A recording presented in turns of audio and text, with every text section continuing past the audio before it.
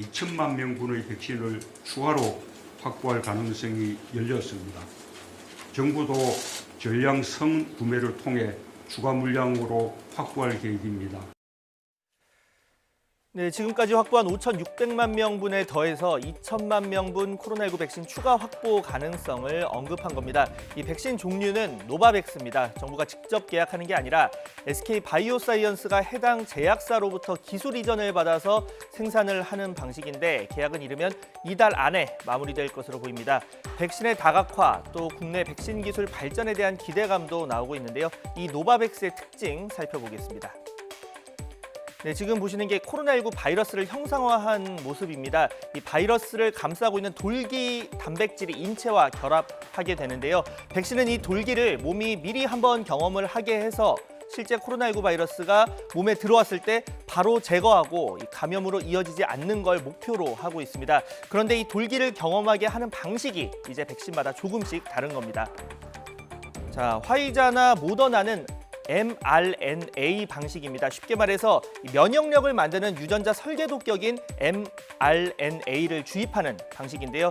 이 mRNA는 이 사람 몸에 들어가게 되면 쉽게 깨지기 때문에 특수한 처리가 필요합니다. 아스트라제네카 역시 유전자를 몸에 넣는 건 마찬가지인데 해가 되지 않는 바이러스에 삽입해서 투여한다는 차이가 있고요. 이 바이러스 전달체 방식이라고 합니다. 반면 노바백스는 유전자가 아닌 외부에서 직접 돌기 단백질을 만들고 이걸 면역 증강제와 섞어서 투여합니다. 합성 항원 방식이라고 하는데 이미 독감이나 비형 간염 백신 등에서 쓰는 기법입니다.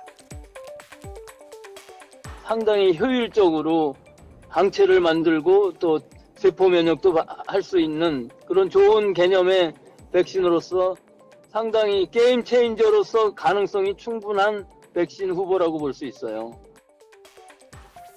네, 이 노바백스 2도에서 8도 정도의 냉장 상태로 1년에서 3년까지 보관, 유통이 가능하다는 점은 가장 큰 장점입니다. 유효기간이 최대 6개월인 다른 백신과 달리 내년 접종까지 활용할 수 있기 때문입니다. 이 가격 역시 한 번 접종에 $16, 우리 돈 17,000원 정도로 다른 백신보다 상대적으로 저렴합니다.